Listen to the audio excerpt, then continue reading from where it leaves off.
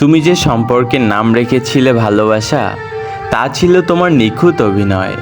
তুমি আমায় কত স্বপ্ন, কত আশা দেখিয়েছিলে, অথচ এখন তুমি আমার সামনে নেই। সেই স্বপ্ন, সেই আশা, এগুলো পূরণ করলে অন্য কারোর সাথে নিজের স্বার্থের জন্য। হায় রে মানুষ, নিজের সুখের জন্য একবারও ভাবলে না যে এই মানুষটার কি হবে। তোমার কি মনে পড়ে একটা সময় ছিল তুমি একটা মানুষের জন্য রাতের খাবারটাও ঠিক মতো খাইতা না, খালি তাড়াহুড়া করতা তার সাথে একটু বেশি কথা বলবো, বেশি গল্প করব, বেশি টাইম স্পেন্ড করব। একটু কথা বলার জন্য কত কিনা করতা, অথচ আজ আমরা কেউ কাউকে চিনি না। একটা কথা কি জান, একটা ভালোবাসার মানুষকে চাইলে সব জায়গা থেকে ব্লক করা যায়, কিন্তু মুছে ফেলা যায় না। নাম্বার ব্লক করা যায়, সোশ্যাল মিডিয়া থেকে আনফ্রেন্ড করা যায়, এমনকি চোখের সামনে থেকেও হারিয়ে ফেলা যায়, কিন্তু মনের ভেতরে যে একটা গভীর বন্ধন, সেটা কি আর সহজে চেরা যায় বলো? কোথাও তোমার নাম লেখা দেখলে আমার বুকের ভেতরটা দুমড়ে মুচড়ে ওঠে, ছারখার হয়ে যায়। মনে হয় তোমার নামটাকে আমি হাত দিয়ে স্পর্শ করে আসি। তোমার মতো তোমার নামটাও যে আমার ভীষণ প্রিয় ছিল। অভিমান ভেঙে একবার না একবার ফেরা যায়, যদি তোমার অনুপস্থিত থেকেও ততটা পড়ায় যতটা তার অভাবে তুমি পড়তেছ।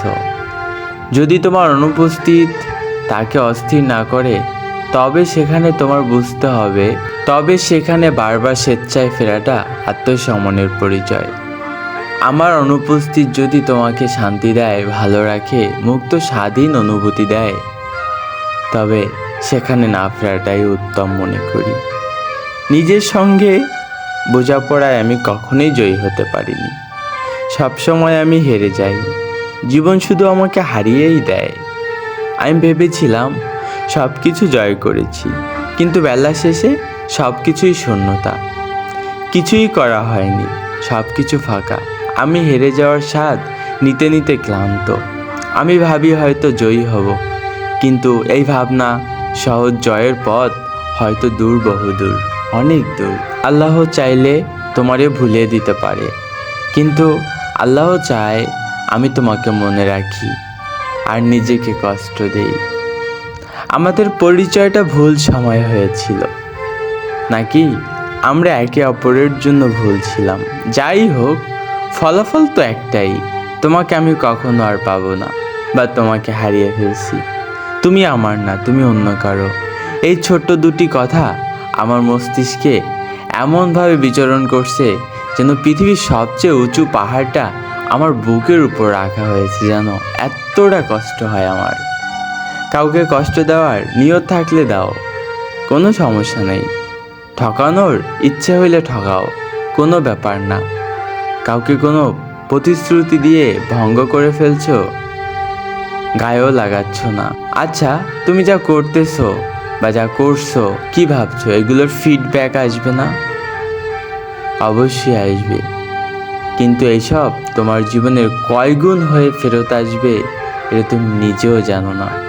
এটাও চিন্তা করো, উপরে আল্লাহ পাক আছে, কিন্তু নষ্ট করে দিছো আমারে তুমি। তোমার লাইগা শেষ হয়ে গেছি আমি শুধু একটা কথা চিন্তা করি, তোমার কেমনে হইব আমি বলো? আমি নিজের আর ঠিক রাখতে পারতেছি না, নিজের ধ্বংস দেখে নিজেই হাসি। এর চেয়ে বড় খুনি হয়তো আর কে আছে বলো? তুমি তো আমাকে জীবিত অবস্থায় দাফন দিয়ে দিছো, কিচ্ছু বলার নাই তোমাকে। চেষ্টা তো আর কম করি নাই তোমাকে ধরে রাখার জন্য। কেউ যদি থাকতে না চায়, তাহলে কি তাকে আর জোর করে রাখা যায়? একদিন কারো কাছে তুমি একটা গল্প বলবে, গল্পটা হচ্ছে কি জানো, যে তাকে তুমি বলবে সে ভীষণ লোভী ছিল। সে ফের প্রশ্ন করবে তোমার কাছে যে সে কিসের লোভী ছিল।